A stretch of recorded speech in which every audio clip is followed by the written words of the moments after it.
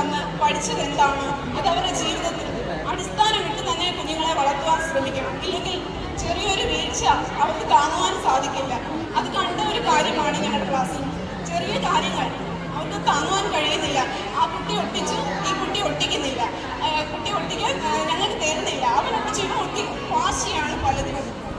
തീർച്ചയായും തന്ന കുഞ്ഞുങ്ങൾക്കായി ഞാൻ ഓർത്ത് പ്രാർത്ഥിച്ചു. ഈ ദിനങ്ങളിൽ അവർക്കൊരു അടുത്തൊരു ക്ലാസ്സിലെത്തുമ്പോൾ ചിലപ്പോൾ ഒരു വ്യത്യാസം വരും, തീർച്ചയായും വരും. അവർ വളർന്നു വരികയാണ്. അടുത്ത ക്ലാസ്സിലെത്തുമ്പോൾ ഇവർ ഇതിലും മനോഹരമാകും. ഈ മുതിർന്ന കുട്ടികളോട് പറയാനുള്ളത്, നിങ്ങൾ തീർച്ചയായും മൊബൈലിന് അഡിക്റ്റാണ്.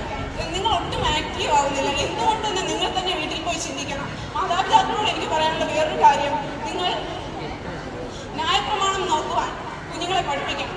ന്യായപ്രമാണത്തിലെ വചനങ്ങൾ നിങ്ങൾ അതിലേക്ക് നോക്കുവാനാണ് കൂടുതൽ നിങ്ങൾ ശ്രദ്ധ കാണിക്കേണ്ടത്. മൊബൈൽ നിങ്ങൾ കൊടുക്കുമ്പോൾ ഈസി എന്ന് വിചാരിക്കും, പക്ഷേ വളർന്നു വരുന്ന ഒരു തലമുറയാണ് നമുക്കുള്ളത്. തീർച്ചയായും നിങ്ങൾ മാതാപിതാക്കളുടെ ഒരു സഹകരണം കുഞ്ഞുങ്ങൾക്ക് ഉണ്ടായേ പറ്റത്തുള്ളൂ. ഇവിടെ പകുതി മാതാപിതാക്കൾ പോലും വന്നിട്ടില്ല.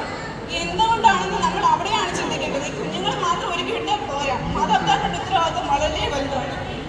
തീർച്ചയായിട്ടും ഈ മാതാപിതാക്കൾ ഓരോരുത്തരും ഈ കുഞ്ഞുങ്ങളെ വളർത്തുന്നതിൽ വലിയ ഒരു ഉത്തരവാദിത്വമാണ് ദൈവം ഏൽപ്പിച്ചിരിക്കുന്നത്. ആരും വെറുതെ ഈ കുഞ്ഞുങ്ങൾ വന്നിട്ടുണ്ടെങ്കിൽ അവരെ ദൈവം എടുത്ത് ഉപയോഗിച്ചോളൂ. ദൈവത്തോട് ചേർത്ത് നിർത്തിയിട്ടുണ്ടെങ്കിൽ ദൈവം ഉറപ്പായിട്ടും അവരെ അനുഗ്രഹിക്കും, കൂടുതൽ അനുഗ്രഹിക്കും. ട്യൂഷന് വിടുന്നതിൽ ഉപരിയായി ദൈവത്തോട് ചേർത്ത് നിർത്തുമ്പോൾ ദൈവം ഉപയോഗിച്ച് അടിസ്ഥാനമിട്ട് പാറമേൽ വീട് പണിതതുപോലെ 30, 60, 100 മേനി അവർക്ക് ഫലം കഴിക്കാൻ ദൈവം ഇടയാക്കുന്നു. ഇവിടെ കടന്നു വന്ന ഓരോ അധ്യാപകരെയും ഞാൻ ഓർക്കുന്നു. അതൊക്കെ നൽകിയ അച്ഛനെ, കൺവീനേഴ്സിനെ, പ്രത്യേകം ഡയറക്ടേഴ്സിനെ ഓർത്ത് പ്രാർത്ഥിക്കുന്നു. ഒരു ഭാവിയിൽ ഒരു അച്ഛനായി നമ്മുടെ ഇടവകയിലേക്ക് കടന്നു വരുവാൻ ദൈവം ഇടയാക്കട്ടെ എന്ന് പ്രാർത്ഥിക്കുന്നു. തീർച്ചയായും ഒരു അധ്യാപികയായി ഈ VBSൽ കടന്നു വരുവാൻ എനിക്ക് വളരെ ഒരു ഭാഗ്യാവസരം തന്ന എല്ലാവരോടും ഞാൻ നന്ദി പറയുന്നു.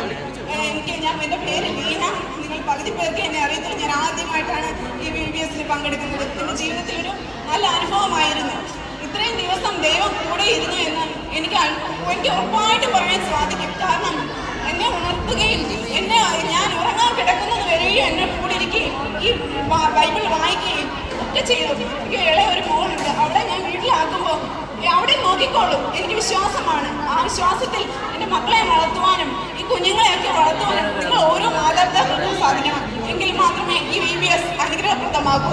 യേശു ജീവിതശില്പി എന്ന അടിസ്ഥാനത്തിൽ വളർത്തുവാൻ ദൈവം നിങ്ങളെ ഇടയാക്കും.